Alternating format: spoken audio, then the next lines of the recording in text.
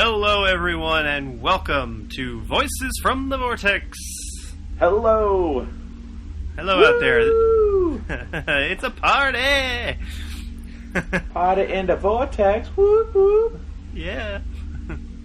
We don't just got glow sticks. We got time sticks. Ooh. Ooh, indeed. Everybody put your hands up. Raise the vortex. Okay. So everybody regenerate. Well. Hi, guys. Hi, I'm Taylor. I'm Matt. But you already knew. You guys already knew that. Well, I would hope. Yeah, they did. I would hope you didn't start with. This is episode 12. Episode 12 of our sort of waiting and just sort of our own entertainment while we wait for the new episodes. We are probably smack dab in the middle of the drought that is being a Doctor Who fan. Yeah, I would say this is pretty. It's been dry. There's not a lot of news lately that I've seen. I haven't really been in the blogs a lot this month, but there's a couple of things. A couple of just little, some spoilery stuff, some just people talking about stuff. Yeah, I guess if you don't really news, want to be spoiled, skip ahead like 5 minutes or something. But right, because it won't be a lot. Yeah. Or just replace everything, every person's name, just replace it with some other show. Be like, every time they talk about Doctor Who, they're talking about Arrow. Every time they're talking about... Or the Golden Girls. So, look, Rue Blanche is actually going to be the new Doctor. We're really excited to see her. And Estelle is the Master. Of course. Of course, yes. Actually, you know what the biggest piece of news that I heard was the world tour that Capaldi and Moffat and gang are going to be traveling across the world and promoting the new season 8. Jenna Coleman probably. Yep. Yeah, Jenna Coleman, and I don't know if the Paternoster gang is going or not. I know the big two obviously, but I wasn't sure if. Yeah. But maybe Samuel Anderson, who plays Danny Pink. He might be going along cool. or not. Yeah, that'd be interesting. I mean, I think they're really pushing. I think they're really trying to advertise it this season because it's new and it's different, and everybody's, there's a new Doctor and what's going to happen. So they're just trying to say like, hey, look, it's the same Doctor Who, you guys. We're still here. You're going to love it. So. And I believe them, so hey. Yeah, I do too. Yep. No, I'm really.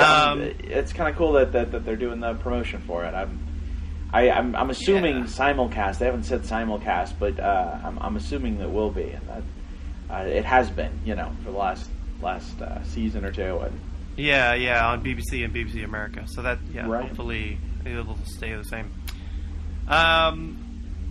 Anything about episodes? The only thing I remember over the past month was there was some shots of them in those orange spacesuits. Yeah. So like a shot of Capaldi in that orange spacesuit, that Tennant wore and Matt Smith wore in Hyde, and then here it is again. So that's kind of fun. A little bit of continuity. Yeah, and they're doing an episode in a setting that was used in a Fifth Doctor story. I think it's called Lanzarote or something like that. Planet of Fire, I believe, was the episode. Really? With the Fifth Doctor. Yeah, and they're going to go back to that same place. But, so things are different since the last time the Doctor visited. Right. So. He's done that before. He's gone back, and it's just things have gone horribly, horribly wrong. Yeah, so that'll be a fun little classic Who, throwback there. That I think that'll be neat. Otherwise, that's it, guys. I mean, yeah, there's not a lot of there's not a lot going on there. If you guys don't, except there was a teaser trailer. We didn't mention this. That was pretty sweet. What? Yeah, no. Only Doctor Who fans could find that sweet. Let me tell you something. Yeah, exactly. That wasn't even a teaser trailer. That was. It was.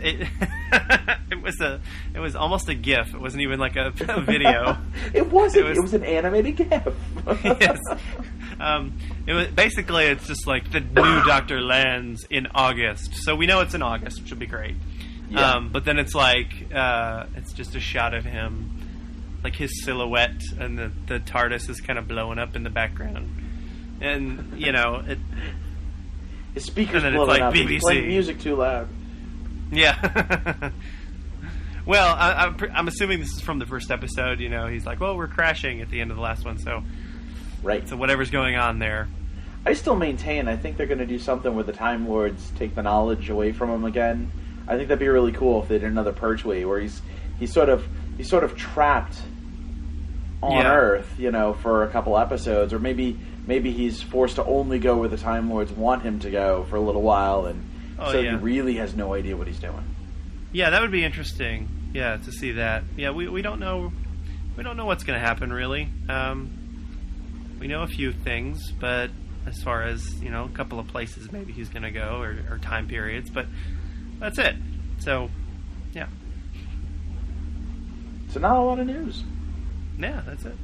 Did you have something else? You sound like you were going to say something. No.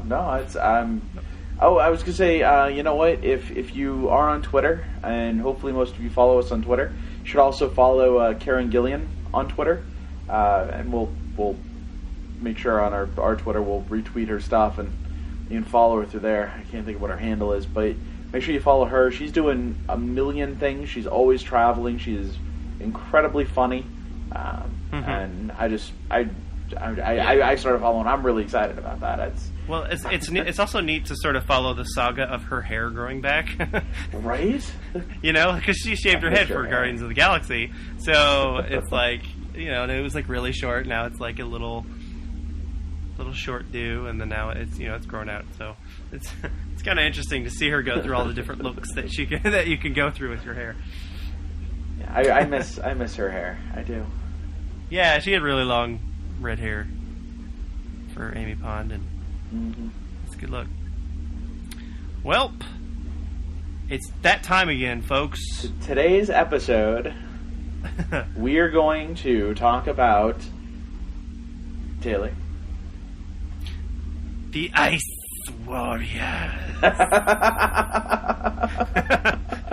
The Ice Warriors. Thank you. Yes, the Ice Warriors. Yeah, very and we'll even talk about we'll talk about Cold War a little bit too. We'll tie it all together. Just the Ice Warriors in general. I kind of a fun villain, We just recently watched the very first Ice Warriors episode with Troughton, Second Doctor, and I gotta say it was pretty good. Not quite what I was expecting as far as with the Ice Warriors. I was expecting more warrior type stuff. They didn't do a lot of fighting. They did a lot of standing around and talking about what they were going to do. Pointing their arm guns at people. Yes, exactly. What you doing? But no, there? It was fun. Over here, over there. That's my favorite part. Was how often they just told people to stand somewhere. Yes, but yes, go over there. And the voices were different too. So like they changed it in Cold War. He was more of like they didn't do this hissing thing. In this old one, every S was like a second long. Like that's why it was 6 episodes long. Is because they just kept hissing. Cut on a whole episode. Yeah. So if anyone out there hasn't seen it, the premise of the Ice Warriors episode is the Doctor and Jamie and Victoria land on. I can't remember if it's Earth or if it's just an Earth colony. It's Earth, okay. And it's Earth, and it's sort of an Arctic. It's another Arctic base, They do a lot of those with Troughton. They do, and the episode just before this was the Yeti or the Abominable Snowman or whatever. So right. They were just in like snowy Tibet, and then so they landed in another snowy place. Maybe they were just they had a bunch of extra snow left over. Hey, I got an idea. Let's just do another one in an Arctic base. Yeah. Keep those cameras rolling.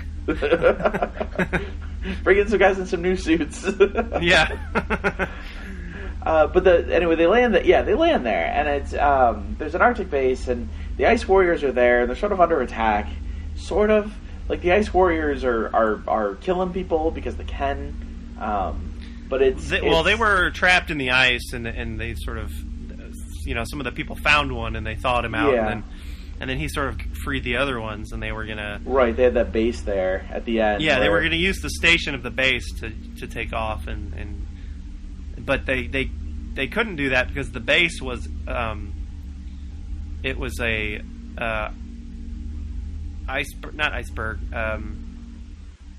polar ice caps like controller, sort of held them back and kept them was like an ionizer or some sort of machine. But anyway, Right. it controlled the ice caps so they didn't melt, and it was sort of a global warming foreshadowing. But Doctor Who. it was sort of ahead to its time. protect. Yeah, it was sort of to protect the countries that's near the top of the planet. And so if they took the power, then it would have been bad, and they were on the brink Right. of something was about to go, and they couldn't. Yeah. One of the things I know you and I have talked about this. Something about these episodes. You can definitely tell guys came up with really good ideas for stories for Doctor Who, but then I think they were told they had to do more. Like, you can't just do 2 episodes. You have to do 4. You have to do 6. As they start throwing these filler episodes in there, and there's a whole episode in this story of Victoria running around in the ice, like through these caves, trying to get away from an ice warrior. Literally, the whole episode, she's running and hiding in the caves from an ice warrior. There's like an avalanche, and he gets trapped, and she's, it's just this whole, and you're like, come on, let's get to the point. Right, and she just misses the Doctor and ends up right back with another ice warrior when she escaped the first one, and that was the whole episode. And that's one of the things that bugs me the most is when somebody finally escapes from something just to end up right back where they started. And I'm like, what's the point of them escaping in the first place? You just wasted my time.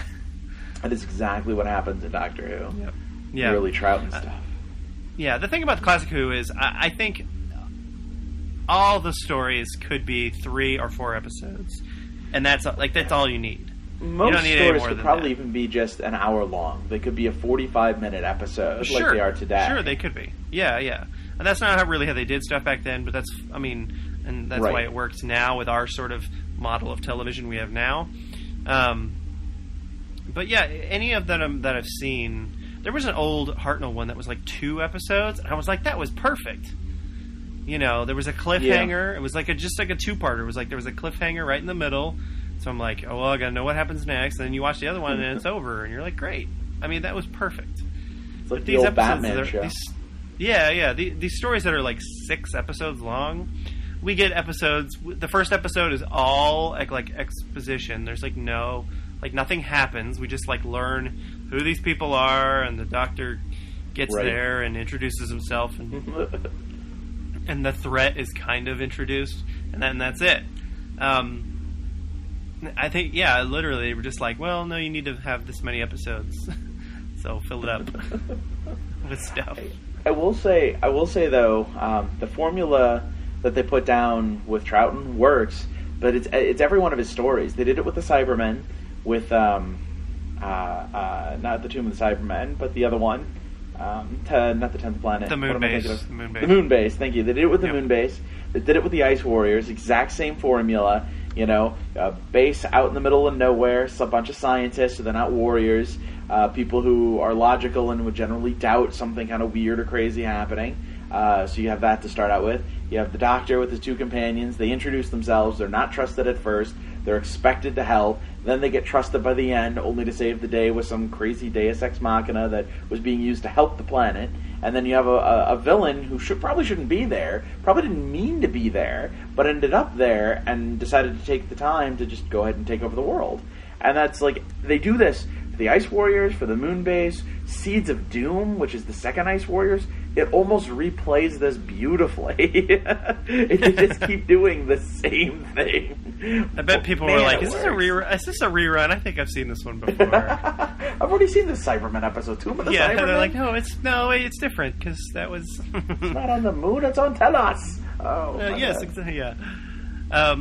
So yeah, I liked. I also liked the costumes, like the old Ice Warrior costumes.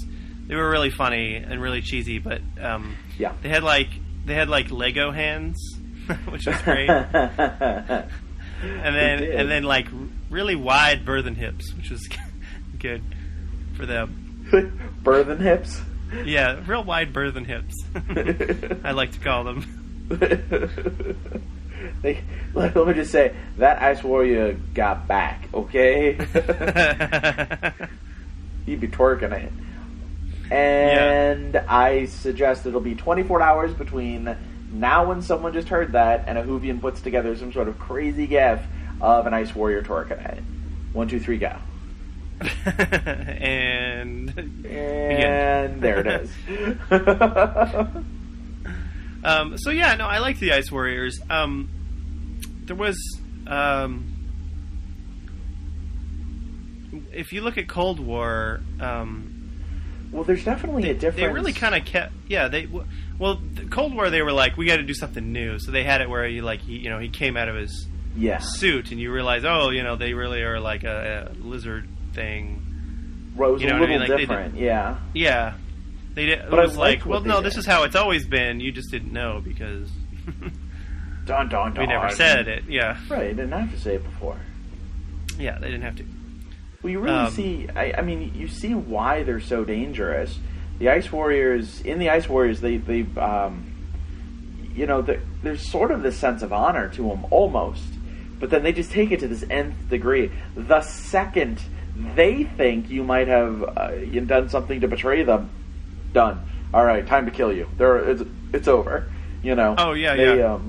There's a part where Victoria's there's a part where Victoria's like telling the doctor like, oh, this is what they did, and then it's like cuts to the inside of the ship, and they've got her in like a crosshairs, and they're like, we're going to eliminate, and then that was a cliffhanger for one of the episodes, and then they ended up not doing it for some reason, but you're like, they were ready to just kill her right then and there. Yeah, they don't need you. No, they're temperamental at best. Yes. One of the things about the Ice Warriors that always, at least when I'm watching it, I felt like they're not the kind of villain that you don't expect to see them. Like, you expect the Daleks to be around every corner. You expect the Cybermen a lot. You expect, and all these monsters you see, you don't expect them to. I don't know. You don't expect them to. Everyone else you expect to fly around. There's a lot of spaceships. There's a lot of fighting. There's a lot of just mayhem and chaos. Well, the Ice Warriors, they got a plan and they're sticking to it, and nothing seems to divert their attention from it. They're very militaristic, that everything has a command structure, and it's not. I don't know. Everything else, there's always these deeper levels. In a Cyberman episode, a guy's like, now we're going to go investigate this, and a Cyberman was behind me. How did that happen? But in this, it's like, no, you kind of know the Ice Warriors are coming. They're like, wait a minute, there's an Ice Warrior around here somewhere. They line up. Let me hide behind this cloak. Let me hide behind this countertop. And, there's the Ice Warriors. See them coming. And, I didn't feel there was any threat. Like, I don't understand how Victoria didn't get away more. But they were just... Right, they were kind of slow, too. Yeah. Like, she could have easily weaved in and out and gotten away. Could have dropped, like, a coat on the floor and pushed one of them onto it. No, that's a Dalek. No, wait, that's a Dalek. That's Dalek. That's a Hartnell trick. They could have put some cleaning solution in a spray bottle and sprayed... No, wait, that's a Cyberman. Hold on. That's a Cyberman, man. That's a Cyberman. Hold on. We'll think about this. Yeah. But I mean, they weren't. They didn't come off as scary as much as they just came off as a nuisance. They were there, like, whoops, hey, there's Ice Warriors. Better not be in this room. Where the Ice Warriors are. I'll be right outside talking with everybody. They're not going to suddenly jump out of nowhere and some crazy Hollywood trick. No. They're behind that door. No. And actually, you'll hear them talking on the other side of the door before they open it. So we're good. We're all right. We're just in another room. We're safe. Well, the thing about Cold War was when they came out with it, they were saying, the Ice Warriors are back, and then they kind of went down, memory lane a little bit, like in interviews, and they were saying, when the Ice Warriors first showed up, they were scary and all this stuff. And, they weren't really... Maybe it's because I'm an adult now, but, like, I guess if I was a kid and I was watching it, I might think they were scary.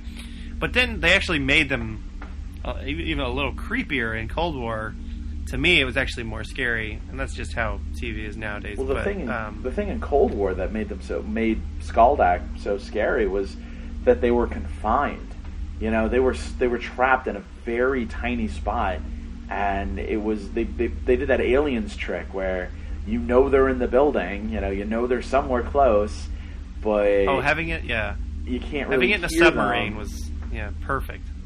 So absolutely. If you took it out of a submarine, if they had done that in a warehouse or a base or anywhere else, there just would have been space. It wouldn't have been scary. But Cold War comes off as being kind of scary. You never know where Bill Skaldak is going to be, and that's what I loved about it. Yes. I was hoping he was selling me used TARDISes. Used TARDIS discount price. Good old Bill Skaldak. I guess, we should bring up Crazy Bill Skaldak and his crazy discount Bill warehouse. Skaldak. Come on down to Skaro. I love that. We're going to repost that on our Tumblr. That picture you made. Yes, that great. I love that thing. I'll reblog with it. The mustache. I had too much fun making that. You should be our spokesperson. We should do little commercials before our podcasts. Oh, One of them yes. should be a Bill Skaldak. Oh, by the way, I forgot to mention that we have a sponsor for this podcast. It's Crazy Bill Skaldak's Discount TARDIS Warehouse. Emporium. Emporium, off Route 44 on Skaro. Just tell him the Time Lord sent you. Yes. Oh. Yeah. So yeah, I really enjoyed the first Ice Warrior story. It was actually pretty good, and I'm starting to enjoy the Second Doctor and his companions a lot. There's a lot more comedy in it. Like there's a whole scene where they're trying to sort of secretly discuss, and the way they get away with it is like Victoria's like fake crying. So she's like, and then they're like, and then she's like, she'll ask a question, then she'll go while the Doctor's talking. It was just really funny, just the whole back and forth between the two of them. They've gotten a groove, and everything I've seen with Troughton, from his earlier stuff with Victoria to the later stuff with Zoe, everything he does is just it's so the opposite of Hartnell. Hartnell, he was teaching, and he was an old curmudgeon, and then even when he was kind of cool about stuff, he was the grandpa. He was. Yeah, he was really but nice. This is so. The Doctor actually feels like Jamie and Victoria's friend. They're three friends out on an adventure, which you won't get that again until maybe the fifth Doctor. The Doctor just commands an amount of respect with every version of him. Troughton, and I think Davidson kind of breaks that because he's clearly a little more of a father figure to some of them. He respects them. Davidson was more a buddy to his companions than he was the Doctor, and you won't and get it helped that again. that he looked the same age. You know what I mean? Well, no, Davidson's companions all look 19, and he still looked like 28, 29, 30.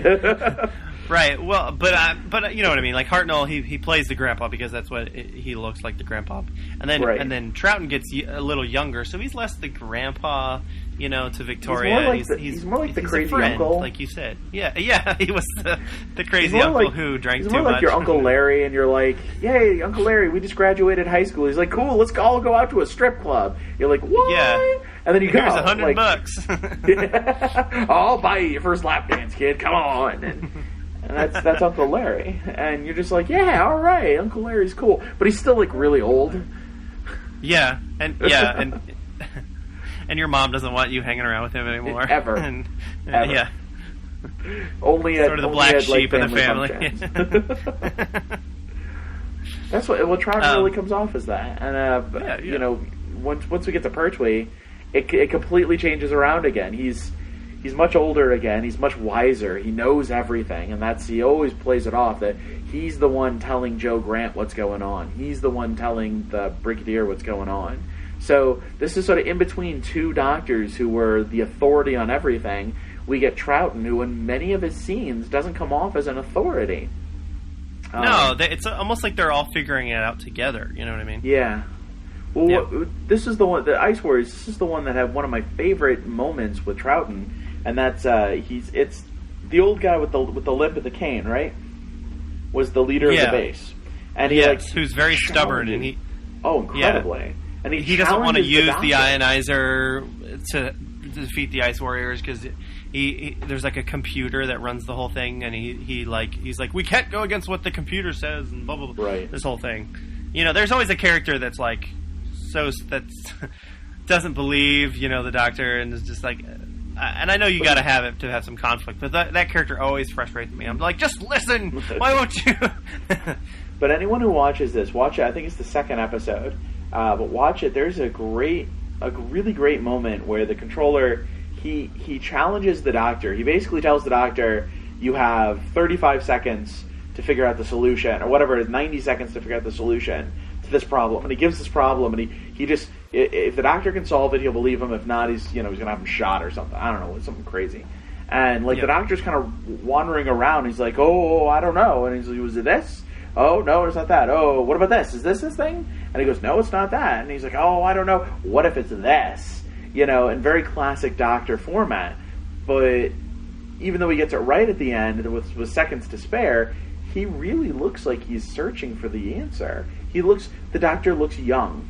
And that's not something I think with New Who we're used to. We're used to a Doctor who is very old, and he's very old looking and acting in his eyes and in his face and his mannerisms. And even Matt Smith, who was goofy and would flail around as much as humanly possible, whenever there was a problem, he had this look at his face like, I'm going to figure this out. A very serious, very adult look. You don't get that with Troughton. Troughton gets very worried. He gets very flustered. He's running around like a child, like trying to figure this out. I love that scene. I really do. Yeah, which is one of the great things about Troughton is he is the clown, the way he's dressed and everything, and there's a lot of Scooby-Doo going on where something scares him and he's like, oh, and he runs, Jamie, and he runs, and just like it's just great, Scooby-Doo. It's true. So, well, it is. I mean, it's so different from what we expect from Hartnell. So that's what I think that's why he holds the place of favorite Doctor for so many classic Who fans, because he was so different. Yeah. Well, every Doctor has their thing. Every Doctor has their moment. This is Troughton's. The Ice Warriors is such a. Well, I keep finding it harder and harder. With Hartnell, it was easy to say. This is a great Hartnell episode. So much better than, and you would just list off all these Hartnell episodes that just weren't that great. Yeah, and you'll do that with a lot of Doctors. There are great Colin Baker episodes, and there are terrible Colin Baker episodes. There are great, and you'll say that stuff about other Doctors, though most of them are pretty decent. But at where we're at now with Troughton, and if you were watching this when it was first coming out, there were Hartnell episodes that were terrible, and then suddenly you get Troughton, and every episode you're going, I love what this guy does. I love the Moon Base. I love Tomb of the Cybermen. I love the Ice Warriors and the Seeds of Doom. Yep. And I'm excited. They're releasing Enemy of the World, and I can't wait. I want to watch Enemy of the World because I hear that's one of his best performances. And I keep thinking, he plays somebody else too. Yeah, and plays both people and the villain in himself. And it's it's hard when you have a Doctor. First off, that's missing all this stuff. Anyway, that's the biggest shame of it all. But I don't have a chance to say, but I hated him in. I loved him in The Mind Robber. I loved him in the War Games. I loved him in, it's just everything he does. He brings such a great performance, and he doesn't drop the ball. He doesn't bore me. In fact, I would even say in most of his stuff, you don't see enough Troughton. They focus so much on everyone else, and they kind of bring him in a lot. I think they did the same thing with Hartnell a lot too, but you don't see enough of him. I wish there was more Troughton per episode.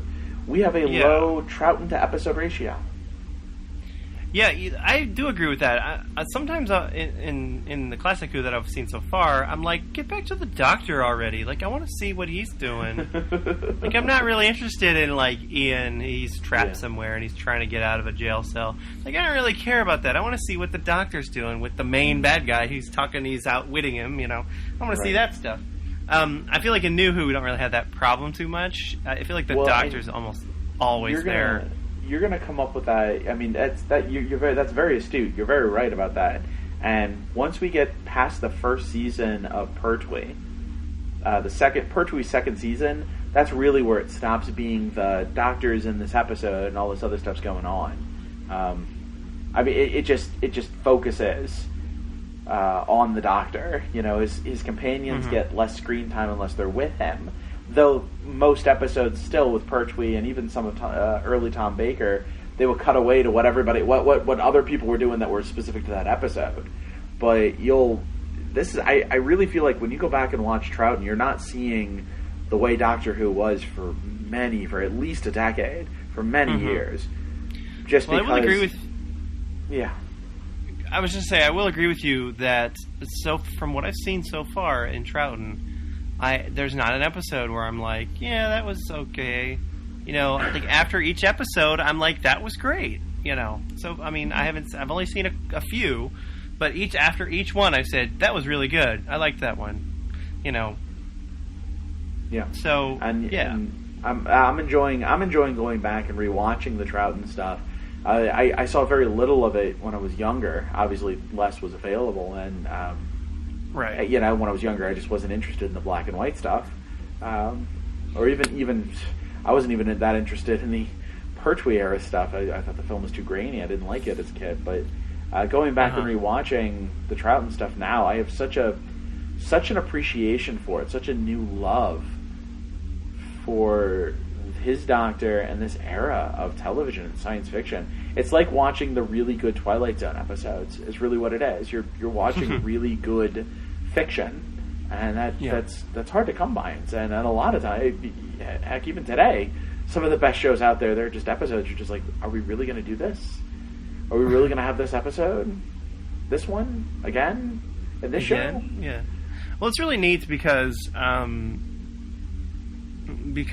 you know, I started with Eccleston, and then, you know, it's like, oh, this show, it's been on for 50 years, and there's all these other Doctors, and I'm like, oh, that's really cool. So I'm going back and watching. I feel like I'm seeing history, you know, it's really neat. It's like sort of going back and knowing that these actors in these episodes are like a big deal. It's kind of fun watching it, you know, kind of seeing it from a perspective of knowing it's already a big deal instead of just like sort of watching it happen. You know what I mean? Yeah. Yeah. That's pretty cool. What? I just said, so that's pretty cool. It is. It really is. That's some good gushing on Doctor Who there for you. Yeah. We do that from time to time. From time to time. But yeah, I would definitely recommend checking out the Ice Warriors. It's a good one. It's a good Absolutely. You can find it on DVD. I don't know if anyone gets an opportunity. We don't talk about it enough, but I buy the DVDs a lot, and I know Taylor watches them. He gets them through Netflix.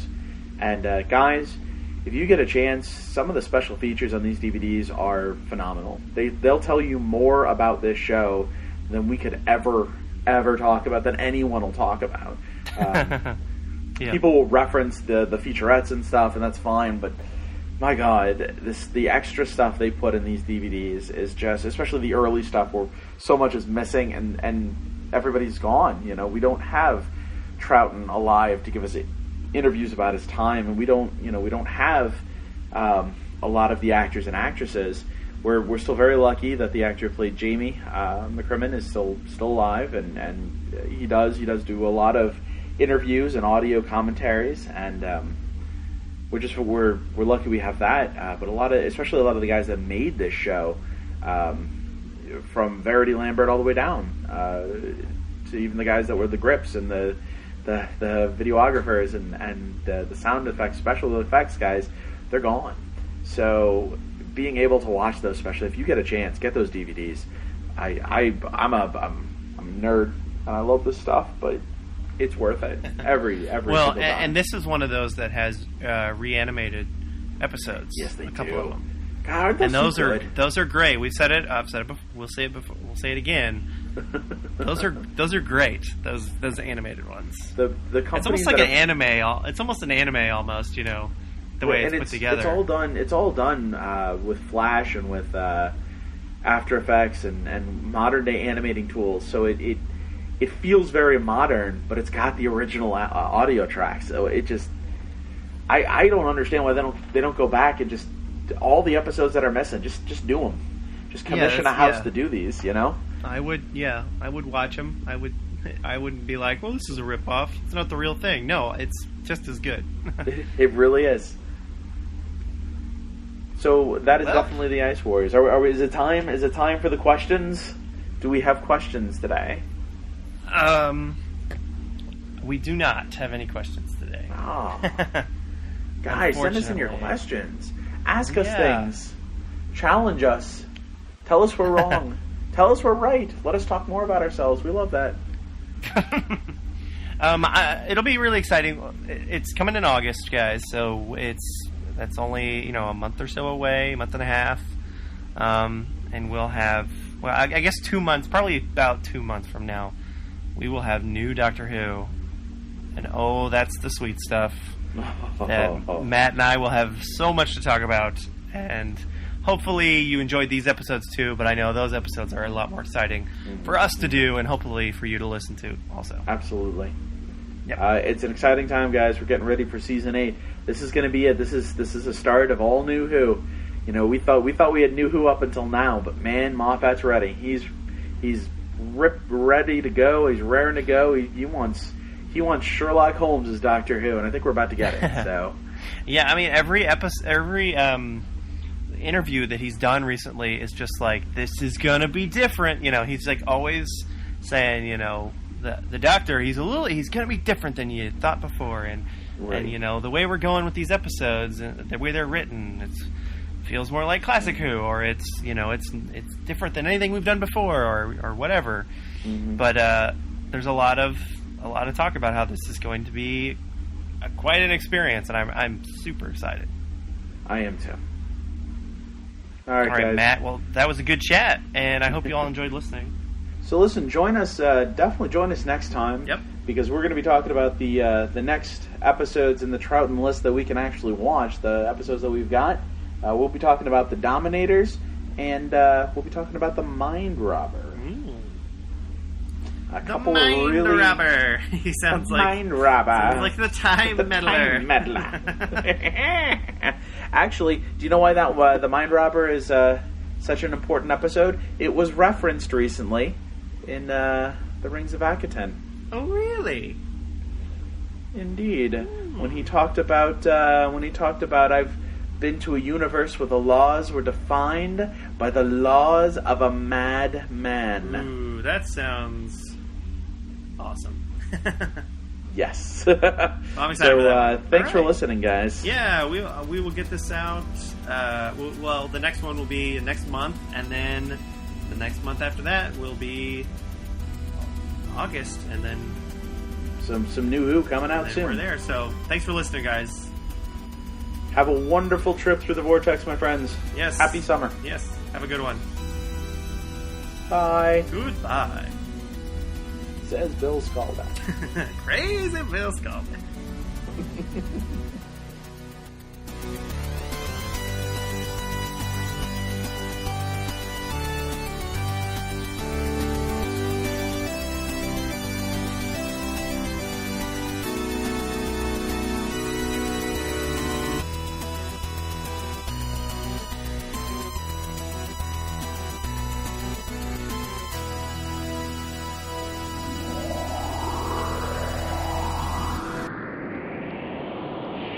Goodbye.